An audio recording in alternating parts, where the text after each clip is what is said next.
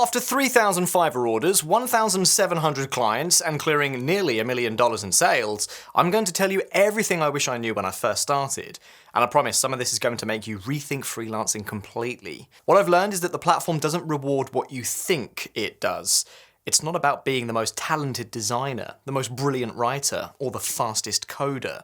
I've seen incredibly gifted people crash and burn, and I've seen people less skilled but more strategic freelancers build absolute empires. The difference isn't raw talent, it's a set of brutal, hard-won truths about managing clients, pricing your work, positioning yourself, and understanding the hidden mechanics of the platform. These are the lessons that separate the freelancers who get stuck making $40 a gig from the ones who build sustainable high-income businesses, and today I'm laying out the entire playbook. The first and most critical lesson isn't some secret gig description or a pricing hack. It's your mindset. When I first started, I thought a few good reviews will open up the floodgates. I was pretty wrong. Fiverr is a game of compound interest, not a lottery.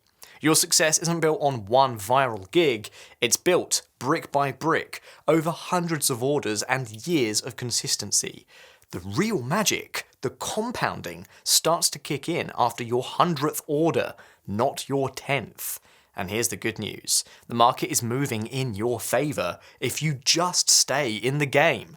According to Fiverr's Q2 2025 report, the average spend per buyer has climbed to $318. This isn't a fluke, it's a trend that's continued for years, meaning clients are spending more for quality and reliability. The longer you're on the platform, building that reputation, the more you're going to benefit from this rising tide. This is why you have to learn to value every single order, even the tiny ones. I can't tell you how many quick $50 recordings have turned into multi-5-figure retainer clients. While there's no public data on it, it's a common observation among top sellers that a small group of high-spending buyers are the ones who drive a huge chunk of marketplace revenue.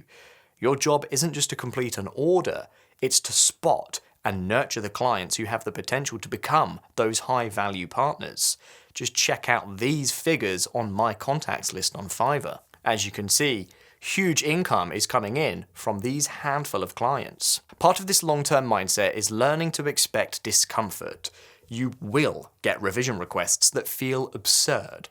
You will get a bad review from a client you bent over backwards for. Ask me how I know. You'll have to deal with Fiverr's often confusing success score system, which many sellers report can be volatile and opaque.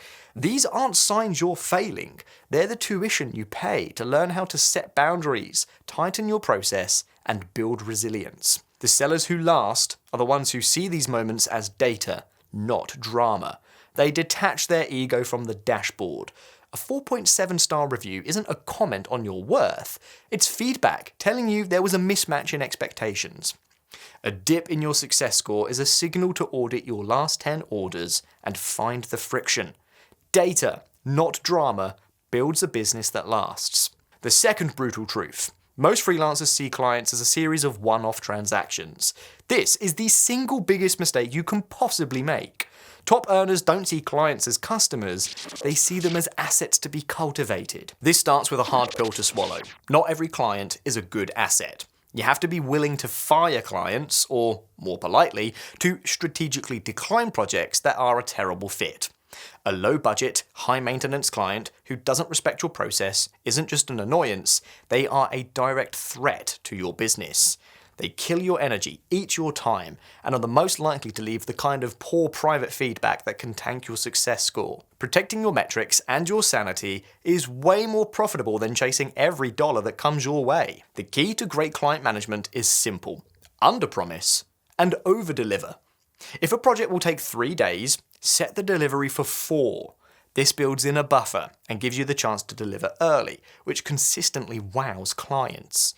This isn't just about being nice, it's about ethically gaming the system. Reliability is a powerful signal.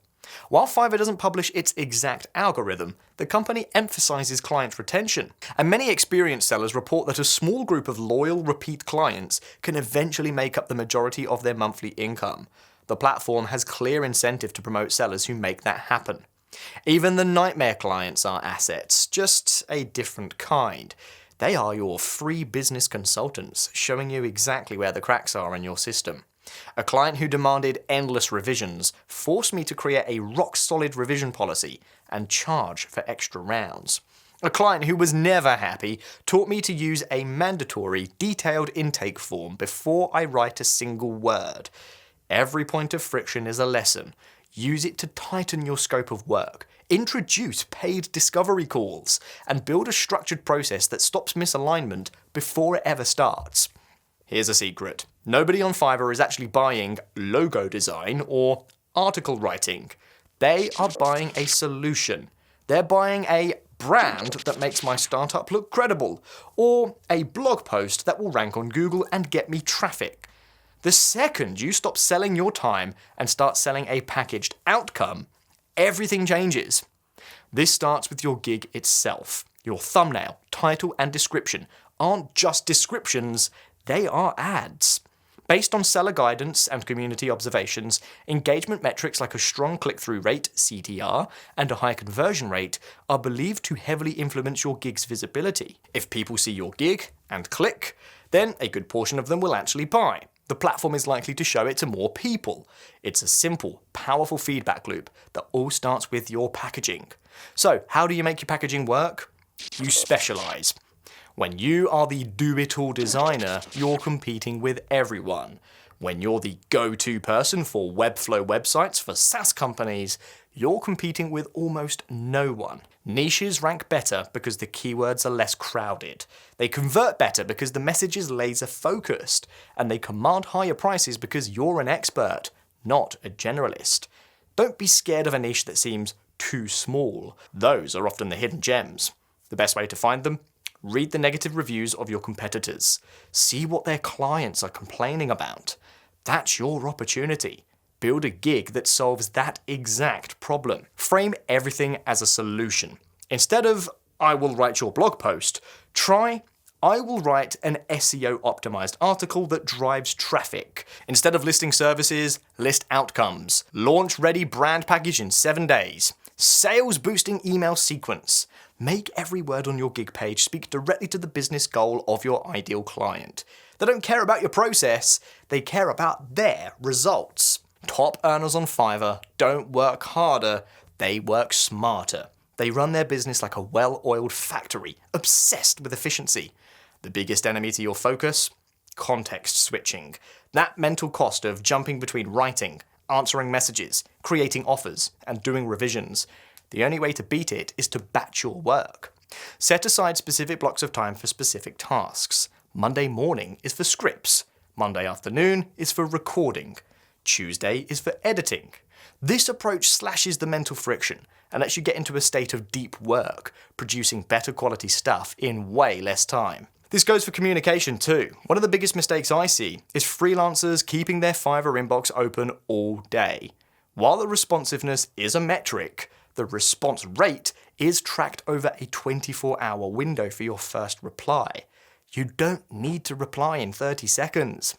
Check and answer all of your messages at 9 a.m., 1 p.m., and 5 p.m.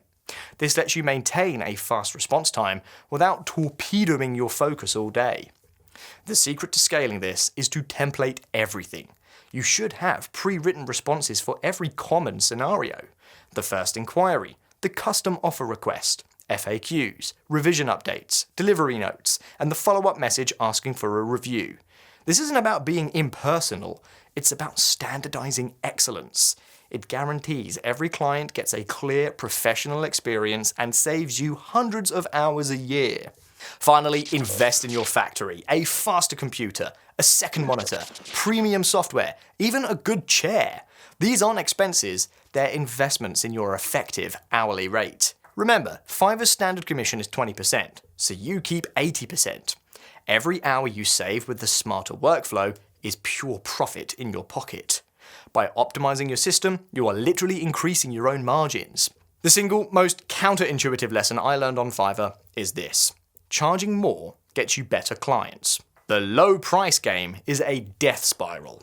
When you price yourself at the bottom, you attract the absolute worst clients, the ones with zero respect for your time, the most unrealistic expectations, and the highest chance of causing problems that wreck your metrics. Your mission is to escape this trap as fast as you can. It's okay to start low on a new gig for one reason only: to get your first 5 to 10 orders and learn the market. You're paying for data. Once you have that initial traction and a few good reviews, you must start raising your prices. With every 10 or so orders, nudge your prices up and watch your analytics. Is your conversion rate holding?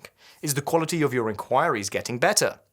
Keep raising them until you find that sweet spot where you're attracting serious, professional buyers who see you as an expert.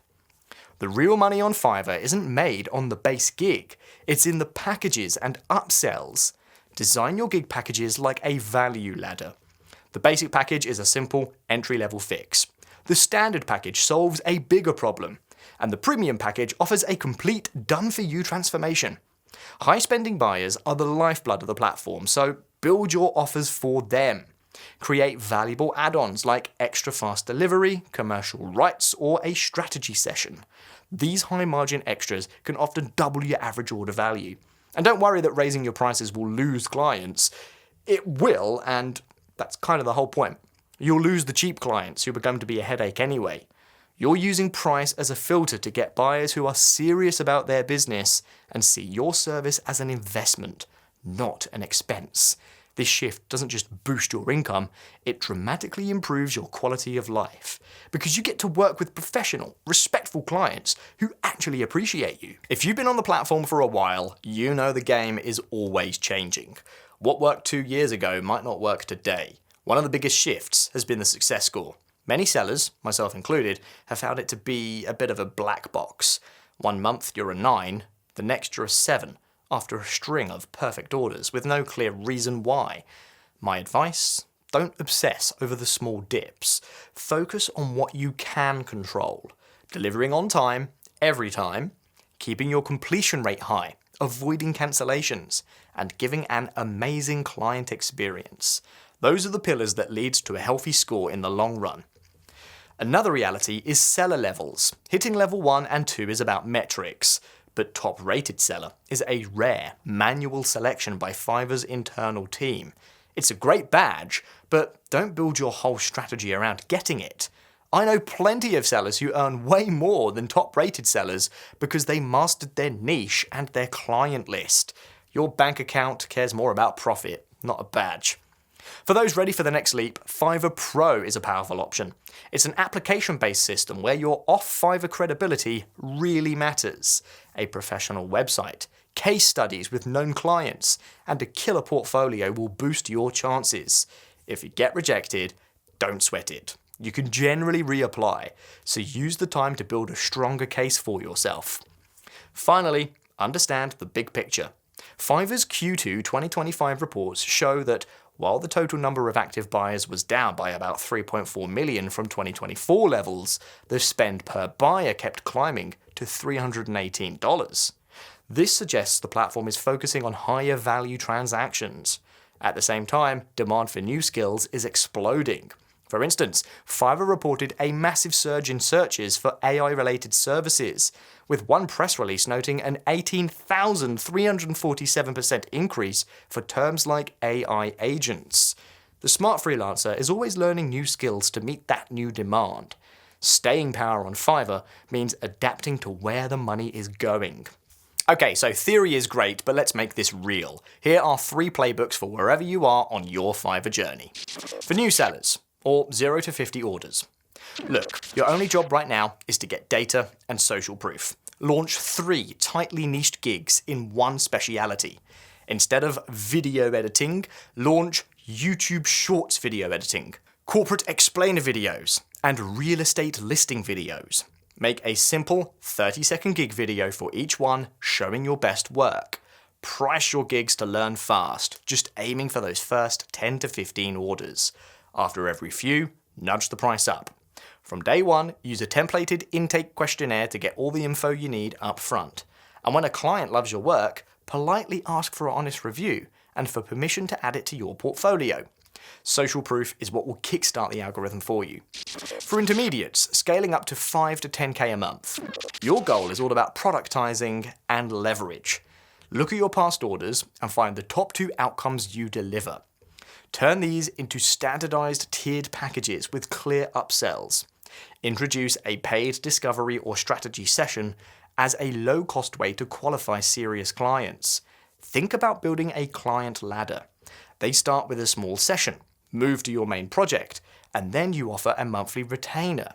Start building a simple off-Fiverr presence, like a polished LinkedIn profile or a portfolio site. At this stage, you need to live in your analytics. Track your impressions, CTR, conversion rate, and average order value every single week. For veterans, 10k plus a month. Your goal now is optimization and scaling. It's time to raise your floor. Set a minimum project price and politely say no to anything below it. Your time should be for high-value clients only. Think about splitting your most successful gig into different versions, targeting different buyers. For example, brand style guides for startups and brand style guides for enterprise. Systemize everything. Create SOPs for every part of your workflow, and think about hiring a virtual assistant to handle your inbox and project setup. This is also the time to gather your best case studies and apply, or reapply, for Fiverr Pro. Finally, look at the fastest growing categories like AI integrations and see if you can develop a new high-demand offer. After thousands of orders, the biggest lesson is this: Fiverr isn't a talent contest. It's a business-building engine disguised as a freelance site. It rewards reliability more than brilliance. It rewards smart positioning more than raw skill. And it rewards the freelancers who build systems, treat clients like partners, and have the patience to let their efforts compound. You don't need to be the single bestseller on the platform. That's an impossible, stressful goal. You just need to be the absolute best choice for the right client over and over again. Master that, and you'll build something that truly lasts. If you want to go deeper on these strategies, I'm breaking down specific gig examples, pricing ladders, and ranking playbooks that are working right now in 2025 every single week. So make sure you subscribe so you don't miss out.